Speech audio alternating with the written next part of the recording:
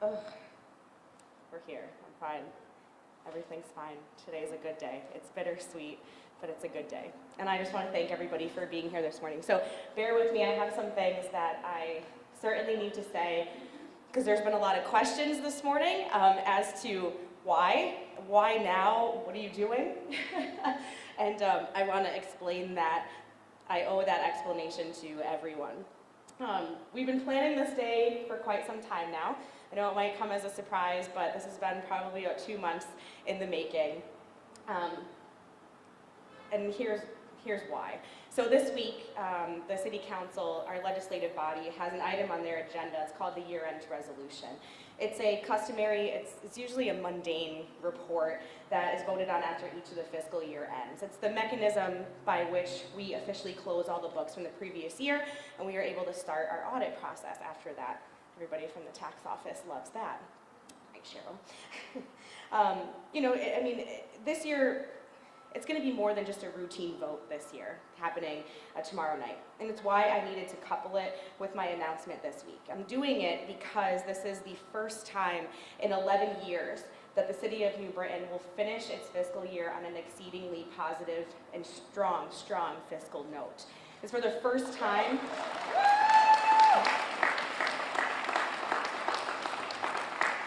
It'll be the first time that we're able to show our community that New Britain's finances are not only structurally solvent, but they're strong, they're stable, and they're saving for tomorrow. And everybody knows my story here. Over the last 11 years, every single decision that I have had to make, every budget, every union negotiation, every consolidation, every debt restructuring, every credit rating agency presentation, every mid-year review, every move we had to make was centered around the fact that our city never had enough money to pay our bills. And I'm proud to say that that's not true anymore. For the first time in 11 years, the city's closing out a fiscal year where we have made payroll seamlessly.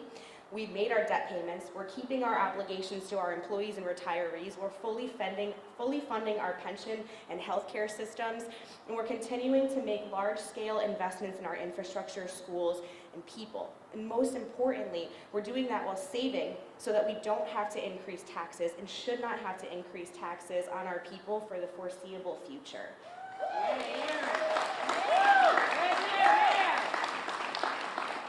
And people are going to ask, right, how did we do it? And two immediate things come to mind. One, it's the confluence of the city actively and aggressively managing its finances. And two, the never-ending pursuit of state and federal funding, which have allowed us to continue making these tremendous investments in the city with only minor budgetary impacts. And as I wrote these remarks, I thought about the amount of sleepless nights that I've had thinking about how to save money and how to increase revenues. I thought about the hours spent in the mayor's conference room, scouring through line items of each budget. I thought about the dozens of PowerPoint presentations, the endless preparation of trying to impress our investors, all while having tumultuous times with our staff and some pretty unfriendly political environments. I think about my most trusted people throughout this whole process. Dick Thieveridge, our former underwriter, Bruce Trudwick, my former bond counsel, Danny Salerno, my former majority leader and now city treasurer, John Healy, John Perugini, Chris Wolf, God rest his soul, Gennaro, Justin, Jody, Brock. I don't know if I ever did a good job telling the story to the public because I never wanted people to worry. And I think that that's a fundamental characteristic of a leader. You never want people to worry. You just want them to know that you've got it under control and that you're going to handle it. When I first took office in November of 2013, New Britain was at a precipice. Years of spending beyond our means had brought the city to the brink of bankruptcy. We were this close to having to turn the keys over of our finances to the state of Connecticut.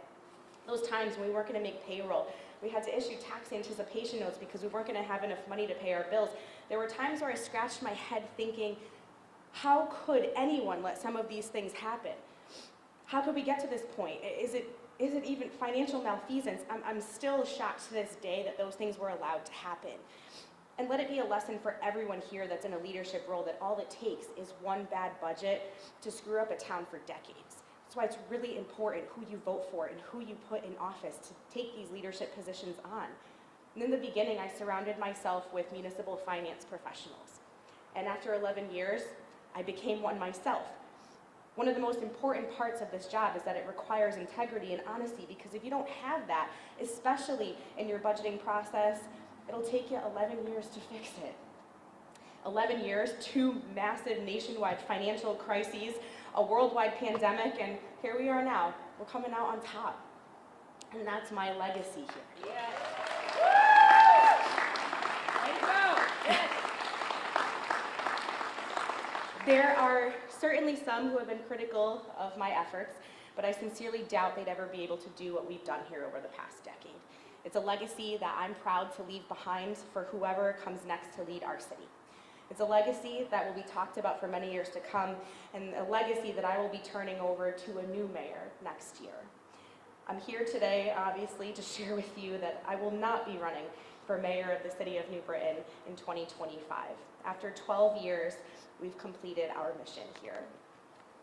This is not easy for me, as I'm sure you can imagine, but I stand here with an immense sense of pride, knowing that this legacy will live on, that this era will set our city's government on a better path for our future. And that was the goal the entire time, to leave our city better than I found it, to grow our communities, to reignite that spark that New Britain once had, and we did it. We've changed New Britain from a financial charity case to a financial role model for other Connecticut cities. We've rebuilt or are rebuilding 4 entire school facilities, Gaffney, Smalley, Chamberlain, Holmes, but it's not just the bricks and mortar in our school system, it's about what happens inside of those schools. And I couldn't stand by and allow another generation of kids to go through a school system that was rated at the bottom. So I became a fierce and vocal advocate for improving the quality of public education. Ended me up on the Board of Regents for higher education too, but that's another story for another time. But that's what led to significant leadership, policy, and curriculum changes. And those changes are helping move us out of the bottom of the state's educational basement and are preparing our children for success today. If you need additional evidence of the work we've done over the past 11 years, just take a look around. I've led the transformation of our downtown, paved the way for development projects in every corner of the city. In addition to the nearly $45 million spent implementing our Complete Streets Master Plan, we're witnessing an influx of private development like the likes of which hasn't been seen in decades. Notable projects over here like the Brit, the High Railer, the renovation of Mount Pleasant that's happening. These are projects that are focused on providing affordable housing, and affordable housing for seniors too, like the Ellis Block at 321 Ellis Street, all geared towards 55 and over. Right now, there's over $235 million in private development dollars that are pouring into this city to help make our vision a reality. Private development dollars. So for everything you hear about all the grant money and the state money that we take, there's twice as much going into here coming from private people. Yeah. Our city's parks and green spaces are world class. But a decade ago, many had fallen into disrepair, and we made the wise choice to invest in them. Over the past 11 years, we've made significant upgrades at Osgood Park, Stanley Quarter, Chesley, AW, just to name a few. We've touched almost every park in this community. These projects have provided a direct and palpable improvement in the quality of life for residents in all our neighborhoods. But while the successes on critical issues like our finances, schools, housing, parks, roads, water and sewer systems, and public safety are all important, nothing has been closer to my heart than the work we've done to combat the issues of homelessness and addiction in New Britain. The city's opioid task force, the homeless plan, and the local prevention council have all been brought together under that umbrella of a new program that we created called New Britain Recovers. And it continues New Britain's tradition of compassionate service and care for those who have encountered difficult struggles in their lives and who need a helping hand up. New Britain Recovers is that consortium of individuals, organizations, and community resources that provide services in these critical areas, and they're more important today now than ever. Today, New Britain Recovers has become a role model program for Connecticut cities, earning accolades from recovery professionals and elected leaders from both parties alike. And that, my friends, is a record that we can all be proud of. Yes, absolutely. Absolutely.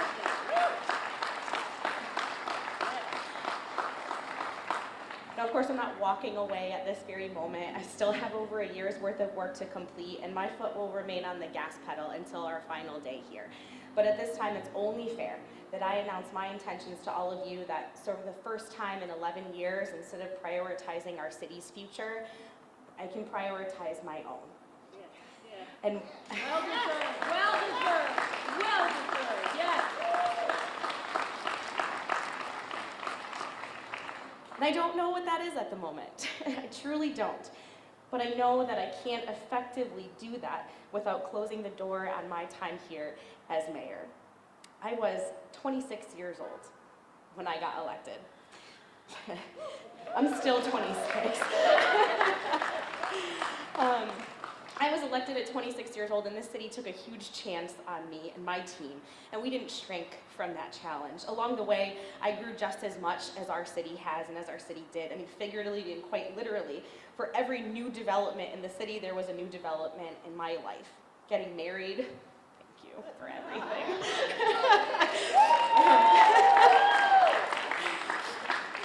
Oh my God, having our daughter, going back to school, and I graduated with my master's degree in public finance and public administration. We had our son.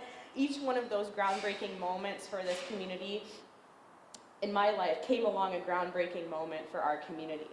And I want to thank all of you for being there along with me, along with us for each one of those moments, and for supporting me through it all. I am grateful, I am thankful, I am truly blessed to have been provided this opportunity. I'm going to have a lot of time left to say all of my thank yous, but I really couldn't let this moment go by without framing it for each of you to show how important our financial journey has been to my legacy and to my time serving as your mayor. I love you all, and thank you so much for being there for me throughout this time.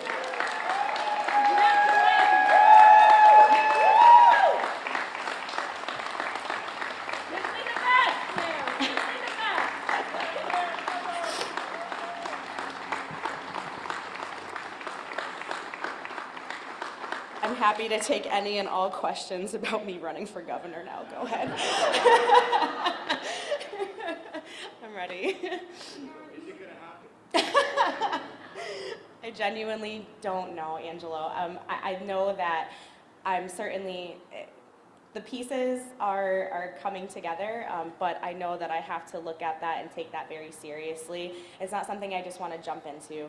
I tried that in 2018. I know what it takes, but what I do know is that I won't be able to do that and do it effectively if I am mayor at the same time. I've got to be able to give my all to that if that's where I want to go. I remember when you were elected, I think you were either the youngest or one of the youngest.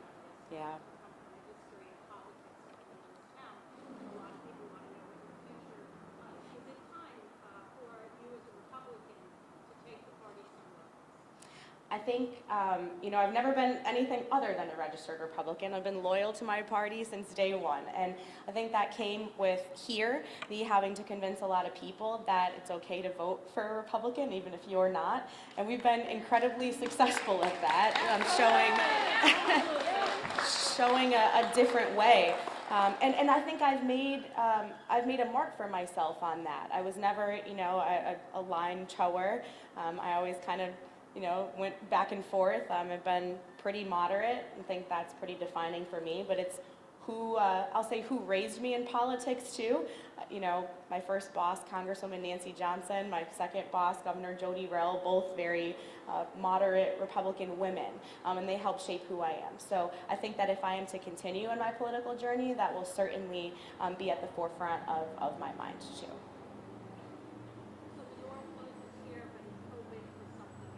What is the cliche saying? Every new beginning comes from some of their beginning's end, right? And I think, I've got to close this door before I can open another one. And I really have to talk with my husband too and make sure that he's okay with that, so. Haven't thought about Congress. Everybody's been asking me to do that for years. I'll say no, and it's a huge risk just because I have little babies and mom has to be there for them, instead of on a plane back and forth to Washington, D.C. 4 times a week, which, working for Congressman Johnson, I saw that, and it's a difficult thing to manage. So when I say about needing my husband's permission, he definitely would not be happy about that one. What did you learn from your experience in 2018 when you went to the Sure, a lot. You go through that whole process. The fundraising is terrible. That's why I know that I've got a finite period of time to have to make that decision. We're not independently wealthy here. We run on loyalty and love. We don't necessarily run on an abundance of cash. So I would need that time to certainly raise the money, which means I would need to make a decision early on in 2025. I think that was the first thing that I learned. The second thing is that, I can't be, I've got to make the decision, stick with it, and go with it instead of, just kind of like dipping the toe in. And so I know that my clock is ticking there too. So is the goal early 2025? I think for anyone who's thinking about running for governor, it's going to be early 25 that they're going to have to make that decision for sure, including Governor Lamont.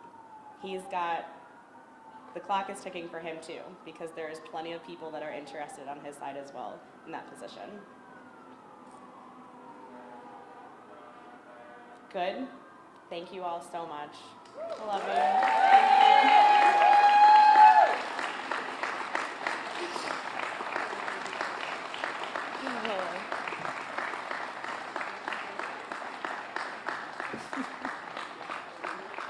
Congratulations, Mayor. You were phenomenal. you. Thanks. Jerry, come on. Really? Yeah. Alright, I'll hand you that. I think we'll go back. Yep. Outside of our cozy little newsroom there, and for camp report. Can we get a quick bite from you?